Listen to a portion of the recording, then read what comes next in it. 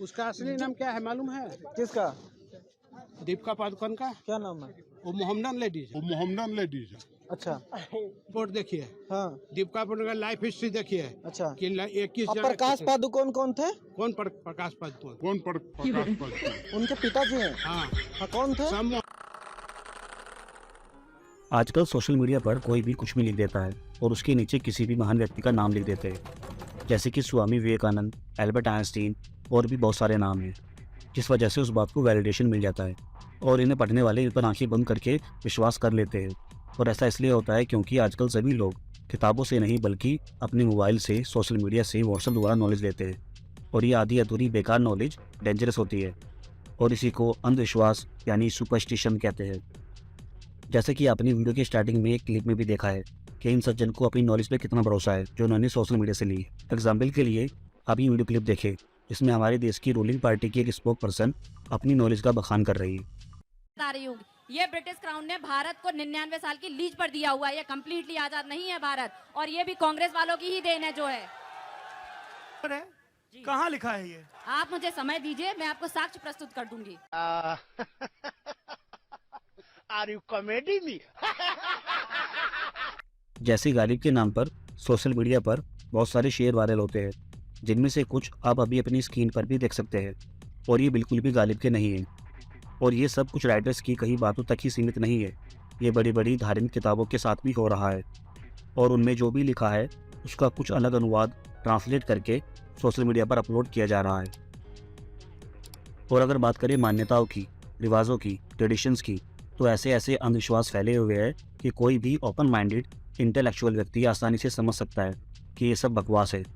और अब जब इनका विरोध होता है तो साइंस के हवाले से ये उल्टे सीधे लॉजिक देते हैं, जैसे मरने के बाद भी मनुष्य के नाखून और बाल बढ़ते रहते हैं, जबकि ऐसा कुछ नहीं है। हाँ, दिखते हैं कि नाखून बढ़ रहे हैं क्योंकि उंगलियां सिकुड़ जाती है।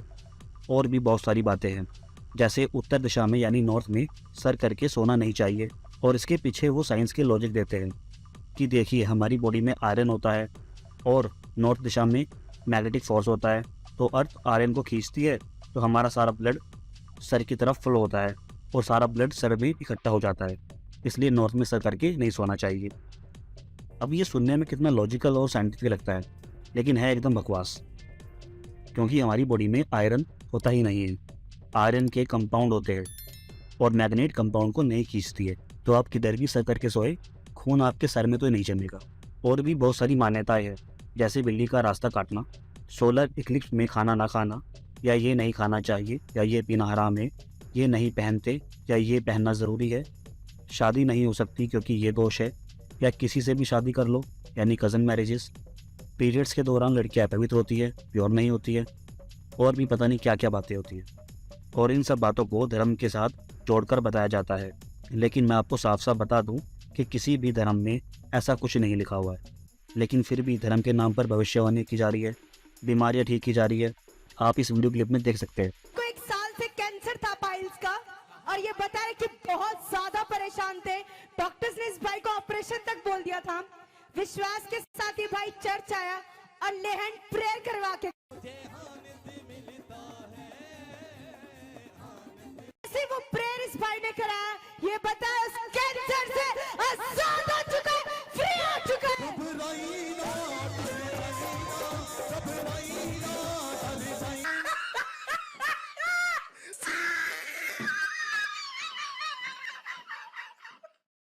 लोगों के इमोशंस का फ़ायदा उठाते हैं।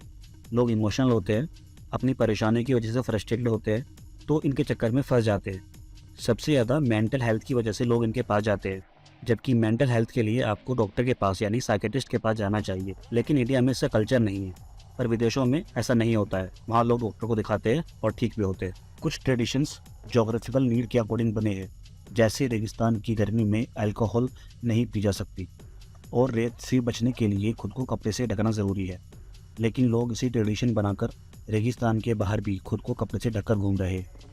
या कुछ ट्रेडिशंस लोगों को कंट्रोल में रखने की ट्रिक्स है और इनका ज़्यादातर शिकार लड़कियाँ महिलाएं होती है।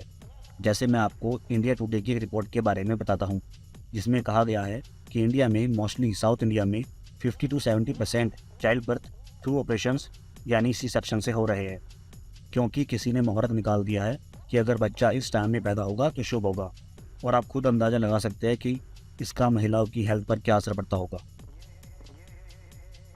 एक तरफ भुखमरी और बेरोजगारी से लोगों का बुरा हाल है, और एक तरफ बहुत सारे लोग अपने मर चुके रिलेटिव्स को खुश करने के लिए उन्हें खिलाते हैं, पिलाते हैं, घर तक बना कर देते हैं, क्योंकि लोगों को लगता है कि वो डेड पीपल उनके अच्छे और बुरे के लिए रिस्पॉन्सिबल है। मैं आपको इसी से जुड़ा एक किस्सा बताता हूँ।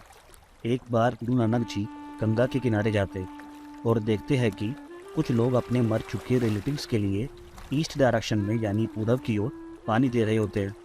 गुरु नानक जी उनसे पूछते हैं कि ये तुहाडा सुटिया पानी उन्हां दे कोल स्वर्ग विच पहुँच जाता है। वो कहते हैं कि हाँ, पुजारी तो यही कहते हैं। तो ये सुनकर नानक जी उनके विपरीत पश्चिम की ओर पानी देने लगते हैं। फिर वो सभी उनसे पूछते हैं कि आप पश्चिम की ओर यानी वेस्ट में पानी क्यों दे रहे हैं। नानक जी कहते हैं कि मेरे खेत पंजाब विच सुख रहे हैं, मैं उन्होंने पानी दे रहा। फिर वो पूछते हैं कि यहाँ से पंजाब पानी कैसे पहुँच जाएगा। नानक जी कहते हैं जे तुहाडा सुटिया पानी ਲੱਖਾਂ मील दूर देवलोक विच पहुँच सकता ताकि मेरा सुटिया पानी 200 मील दूर तक भी पहुँच नहीं सकता। Now you have to understand this by on your that how much people are got stuck in this type of superstition. So please be aware and be logical.